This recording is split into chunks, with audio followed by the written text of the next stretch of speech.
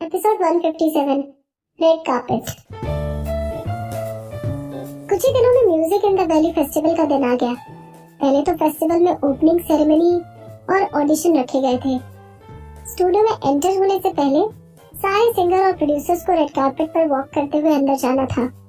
अनिरुद्ध बोला, विदुषी तुम red carpet पर मेरे साथ चलना। विधि ने अपना सर हिलाया। वो जानती थी अनिरुद्ध इस तरह उसको प्रमोट करने की कोशिश कर रहा है। कंपटीशन के बड़े होने की वजह से इस कंपटीशन का मीडिया पर एक्स्ट्रा ऑर्डिनरी इन्फ्लुएंस था। हर साल बहुत सही डैज़लिंग सेलिब्रिटी रेड कार्पेट पर वॉक करते हुए मीडिया और लोगों के अटेंशन को अपनी तरफ खींचने की कोशिश करते हैं। विधि को पहले लगा कि इन सभी सेलिब्रिटीज के बीच वो लोगों की अटेंशन नहीं ले पाएगी। तभी अनिरुद्ध उसके पास सही टाइम पर आ गया और उसका सहारा बन गया।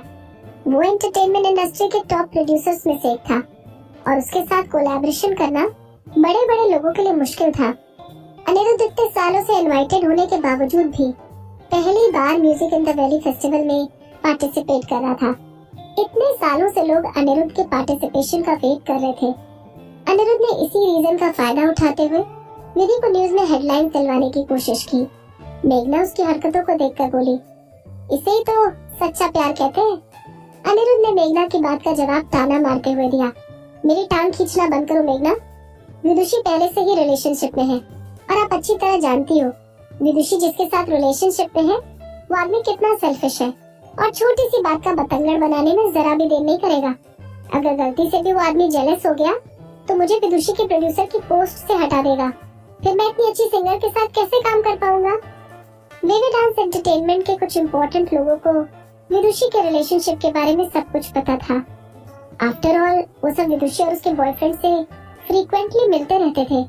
इसी रीजन की वजह से मेघना ने विधि को एडवाइस दी कि वो इस समय अपने करियर पर फोकस करे, न कि बॉस के साथ अपना अफेयर चलाने में। उसको मेघना की एडवाइस की इम्पोर्टेंस अच्छे से पता थी। विधि ने मेघना को पहले ही प्रॉमिस किया था कि वो अपने और मोहित के बीच के रिलेशनशिप को एक सीक्रेट बनाकर रखेगी और विधि ने अपनी तरफ से किसी को पता नहीं लगने दिया। हालांकि क्या इस बात से मोहित खुश था? वेवी डांस एंटरटेनमेंट का बॉस होने के नाते मोहित के पास कोई राइट्स नहीं थे। अनिरुद्ध के मुंह से विदुषी के रिलेशनशिप वाली बात सुनकर मेघना जोर से हंसी। क्या फाइनली तुम्हें समझ में आ गया कि बॉस कौन है? मेघना ने अपना सर हिलाया और उन सबको एक लिमोजीन में बैठा दिया। अनिरुद्ध, विदुषी का ख्याल रखना। लिमोजीन का इंटीरियर डिजाइन व्हाइट कलर का था। इस लिमोजीन को खास मोहित ने वेवी डांस एंटरटेनमेंट के सेलिब्रिटीज को music in the valley festival के लोकेशन पर पहुंचाने के लिए पिक किया था। अनिरुद्ध ने बहुत ध्यान से विधि को एडवाइस दी, विदुषी तुम मेरे साथ चलना, तुम्हें जरा भी नर्वस होने की जरूरत नहीं है, अंडरस्टैंड? विधि उबासी लेते हुए बोली, तुम ये बात मुझे 100 बार बता चुके हो। अनिरुद्ध नाखुश हुआ, क्या तुम अपनी तरफ से थोड़े बहुत एफर्ट्स नहीं डाल सकती हो? तुम अभी एक न्यू कमर हो और आज फर्स्ट टाइम तुम रेड कार्पेट पर वॉक करोगी, प्लीज थोड़ा सीरियस हो जाओ।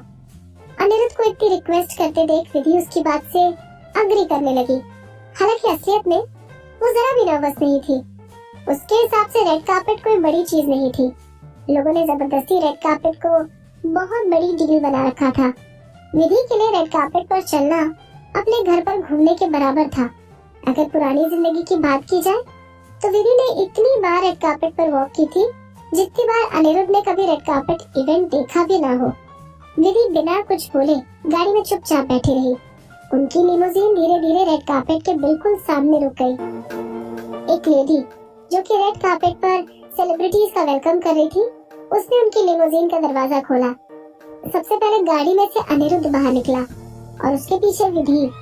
गाड़ी से बाहर निकलते ही उन सभी के चेहरों पर चमचमाती लाइटों की रोशनी पड़ने लगी और वो सब फैंस को चिल्लाते हुए सुन सकते थे, अनिरुद्ध, ये तो अनिरुद्ध है, मिस्टर भास्कर, विदुषी, मेरी प्यारी विदुषी। वहाँ खड़े हुए फैंस का चिल्लाना धीरे धीरे तेज हो गया। अनिरुद्ध ने ब्लैक कस्टम मेड सूट पहन रखा था और सूट के नीचे सिल्वर कलर की फ्रेंच कट शर्ट उसकी हैंडसमनेस पर चार चांद लगा रही थी। अनिरुद्ध ने अपने कंधों को ऊंचा किया और एरोगेंटली सुपीरियर एटीट्यूड के साथ आगे बढ़ने लगा। उसका ऑरा और पोस्चर किसी महाराजा की तरह था। विधि व्हाइट कलर का सिल्क गाउन पहने अनिरुद्ध के साथ चल रही थी। वो उस गाउन में एलिगेंट और नोबल लग रही थी। स्टाइलिस्ट के हिसाब से विधि और अनिरुद्ध की आउटफिट एक दूसरे से बिल्कुल परफेक्टली मैच कर रही थी। अनिरुद्ध भास्कर, मैं तुम्हारी सबसे बड़ी फैन हूँ। क्राउड में से एक लड़की के जोर से चिल्लाने की आवाजें आती है। Mister Bhaskar, we are your biggest fan. उस रेड कार्पेट की साइड में अनिरुद्ध के लिए लड़कियाँ जोर जोर से चिल्ला रही थी। विदुषी, आप एंटरटेनमेंट इंडस्ट्री में सबसे खूबसूरत लड़की हो। इस जिंदगी में विधि ने अपने काफी फैन बना लिए थे। Oh my God mister Bhaskar, तो विदुषी मैम के साथ बहुत क्यूट लग रहे हो। इस कमेंट को सुनने के बाद विधि ने धीरे से नजर उठाकर अनिरुद्ध की तरफ देखा। उसके एक्सप्रेशंस नॉर्मल थे, लेकिन लोगों की बातें सुनकर अनिरुद्ध को भी गूज़ बम्स आ रहे थे। विधि अपने आप को सोचने से रोक नहीं पाई। अच्छा अनिरुद्ध, क्या तुम मेरे से इतनी नफरत करते हो? तुमने एक फैन की बात को सुनकर मेरी तरफ देखने की भी कोशिश नहीं की। विधि की इस बात से दीवा विधि की कॉकटेल पार्टी याद आ गई। इस music in the valley festival की हाइप दीवा विधि की कॉकटेल पार्टी से बहुत कम थी। हालांकि उस कॉकटेल पार्टी में विधि ने मोहित और अनिरुद्ध दोनों के साथ रेड कार्पेट पर वॉक की थी। Sure enough, music in the valley festival पर कुछ लोग ऐसे भी आए हुए थे जिनको अनिरुद्ध के हाथों मरने का डर नहीं था। जी अनिरुद्ध तो मिस्टर उत्कर्ष सिंह के सामने कुछ भी नहीं है। इस कमेंट ने अनिरुद्ध की अटेंशन खींच ली। मिस्टर भास्कर, नए लोगों के चक्कर में पुराने लोगों को पीछे मत छोड़ देना। अनिरुद्ध के चेहरे से साफ पता चल रहा है कि आज यहाँ पर मिस्टर सिंह से हारने आया है। इस तरह की बातों को सुनकर अनिरुद्ध की आंखों में गुस्सा साफ दिखाई देने लगा। उसके एक्सप्रेशंस बदलने लगे और वो अपने कदमों की स्पीड को तेज करने लगा। अनिरुद्ध की वजह से विधि को भी अपनी स्पीड बढ़ानी पड़ी, लेकिन छोटे पैर होने की वजह से विधि को अनिरुद्ध के साथ कोप अप करने में प्रॉब्लम होने लगी। विधि अपने होठों को बिना हिलाए बोली, अनिरुद्ध धीरे चलो। सारे सेलिब्रिटीज रेड कार्पेट पर ज्यादा से ज्यादा देर तक रुकने की कोशिश करते हैं और यहाँ दूसरी तरफ अनिरुद्ध कुछ लोगों की बातों को सुनकर यहाँ से भागने की कोशिश कर रहा था। अगर मैं यहाँ पर धीरे चला तो आज कोई ना कोई मेरे हाथ से मर जाएगा। अनिरुद्ध ने सामने की तरफ देखते हुए धीमी आवाज में कहा, मैं तुम्हारी तरह तेज नहीं चल सकती। विधि का चलना बाहर से देखने में सही लग रहा था, लेकिन उसको अपने गाउन और छोटे पैरों की वजह से तेज चलने में दिक्कत हो रही थी। विधि की बात सुनकर उन दोनों के बीच का डिस्टेंस थोड़ा कम हो गया। अनिरुद्ध के चेहरे पर गुस्सा नजर आ रहा था, लेकिन वो फिर भी विधि की वजह से थोड़ा धीरे चलने लगा। तुम्हारी हाइट क्यों नहीं बढ़ रही? तुम अपने पैरों की वजह से तेज नहीं चल सकती। क्या मोहित तुम्हें खाने के लिए नहीं दे रहा है? विधि ने उसकी कंप्लेंट्स को इग्नोर किया और बोली, थोड़ा और धीरे चलो। तुम तेज चलो, मैं धीरे नहीं चलूंगा।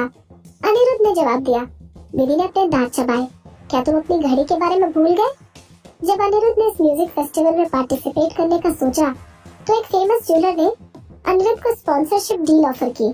अनिरुद्ध ने ज्वेलरी की स्पॉन्सरशिप को एक्सेप्ट किया था और अपने साथ विधि को भी वहाँ स्पॉन्सरशिप डील दिलवा दी।